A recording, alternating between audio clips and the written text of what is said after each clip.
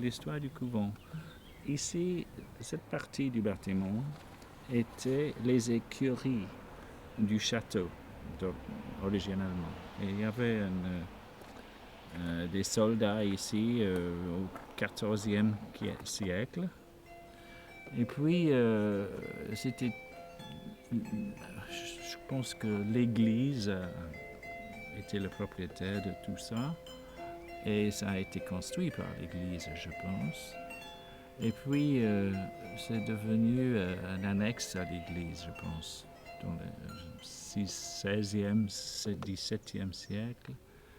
Et puis, il y avait un ordre de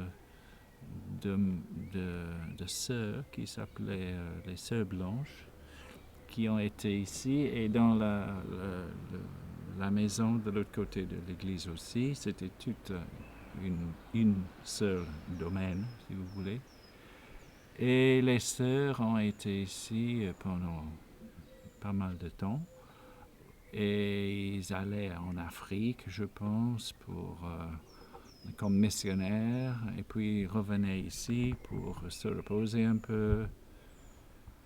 Et puis ils ont décidé d'établir une école ici, gérée par l'Église. Et pendant longtemps, c'était une école. Et ça, c'était la dortoir des filles, là. Ils ont utilisé cette partie-là comme salle de classe et aussi là.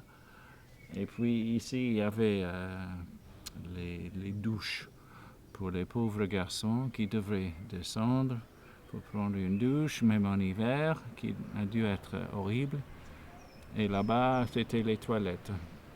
Voilà, nous avons tous pratiquement rénové et refait, et sur base de ce qu'il y avait, quoi. Mais l'histoire du couvent, je suis toujours à la recherche de ça.